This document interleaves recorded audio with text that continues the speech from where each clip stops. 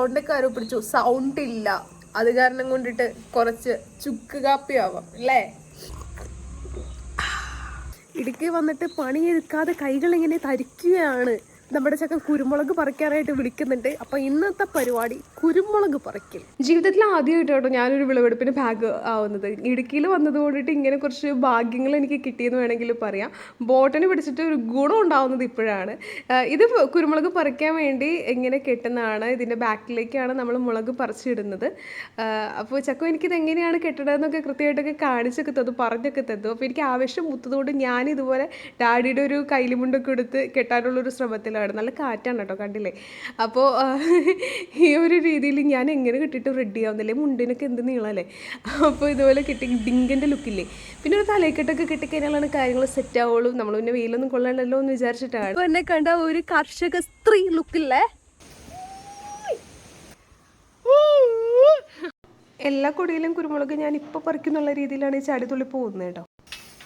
ഇങ്ങനത്തെ മുക്കാലി വെച്ചിട്ടാണ് മുളക് പറിക്കുന്നത്. എനിക്ക് ഹൈറ്റ് ഇച്ചിരി പേടിയതുകൊണ്ട് ഞാൻ ആദ്യമൊന്നും കയറാനായിട്ട് നിന്നില്ല.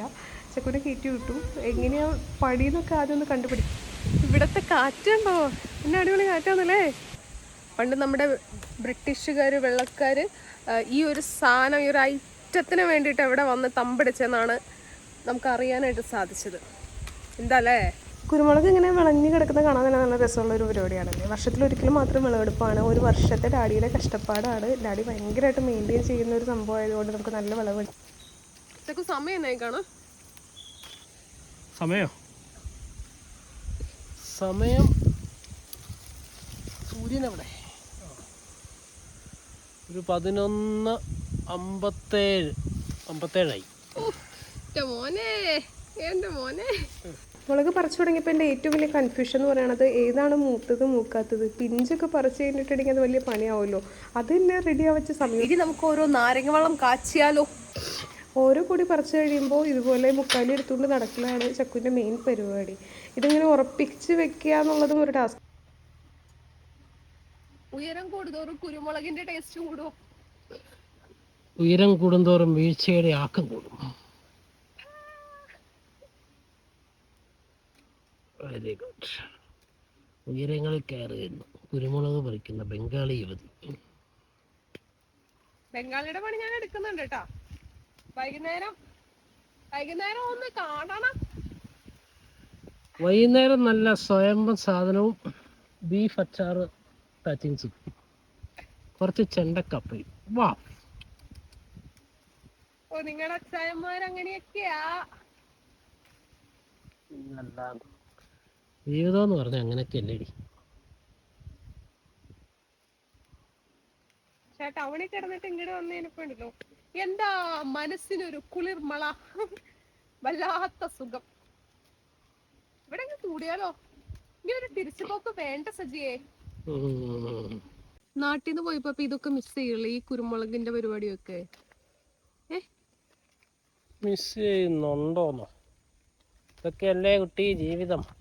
നിങ്ങൾ കർഷകരായിട്ട് ജീവിച്ചിട്ട് പിന്നെ കുറെ കമ്പ്യൂട്ടറിന്റെ മുമ്പിൽ പോയി കുത്തി നിന്നിട്ട് എന്തോ കിട്ടാൻ ഇച്ചിരി കാശ് കിട്ടും. ഇതങ്ങനാണോ? ആണ് ജീവിതം. കഴിഞ്ഞു.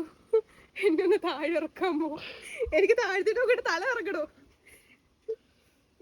ഈ ഓരോ സ്റ്റെപ്പും പതുക്കെ പതുക്കെ ഇറങ്ങി വരൂ. അത് തന്നെ ഓണ് ചെയ്യുന്നുണ്ടോ? ഉണ്ടോ? ഇത് ഇളകില്ലല്ലോ അല്ലേ. ഈ പരിപാടിയുടെ ഇടയിൽ കണ്ടുമുട്ടിയ ഒരു സുഹൃത്താണ് കേട്ടോ, ഒരു കുഞ്ഞി പച്ചത്തവള. ഈ പച്ചത്തവളേനെ കണ്ടപ്പോൾ എനിക്ക് മനസ്സിലായില്ല ഇത് ആദ്യം തവളയാണ്. നമ്മൾ സ്കൂളിലൊക്കെ സ്ലേറ്റ് മാറ്റി മറ്റേ പച്ചത്തവള വെള്ളം പൊട്ടി നാളെ വരുമ്പോൾ പാല് തരാം, ഈ പാട്ടൊക്കെ ആയിട്ട് എനിക്ക് ഓർമ്മ പോകുന്നത്. എന്തായാലും അവനെ സേഫായിട്ട് റിലീസ്. ചക്കു ഓരോ മരത്തിൽ നിന്നും മുളകുകൾ എണ്ണി പറിച്ചു. ചമ്മന്തി ഇടയ്ക്ക് ഒരു തേങ്ങ കിട്ടിയിട്ടുണ്ട്. ഒരു ഊടാവാം അല്ലേ. പൊതിച്ചോറ് കിട്ടോ, പൊതിച്ചോറ്.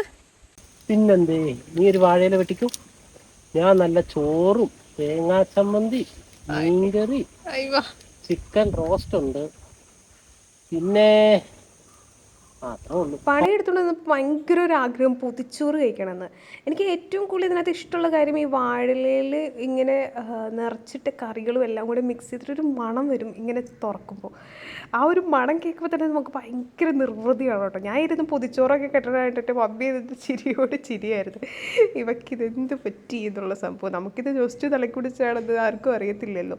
പക്ഷെ ഇങ്ങനെ ഒരു ഉരുള വാരി തിന്നുമ്പോൾ കിട്ടുന്ന ഒരു നിർവൃതി ഉണ്ടല്ലോ, എൻ്റെ സാറേ അത് വേറെ ലെവലാണ്. എൻ്റെ കുഞ്ഞാവിടെ കിടപ്പുണ്ട്, കുഞ്ഞിക്കാലിട്ട് അടിക്കുന്ന കണ്ടില്ലേ. അപ്പോൾ ഇന്നത്തെ പരിപാടി ഇതൊക്കെയായിരുന്നു. അപ്പോൾ വീഡിയോ ഇഷ്ടമാണെങ്കിൽ ഒന്ന് ഫോളോ ചെയ്തേരെ കേട്ടോ.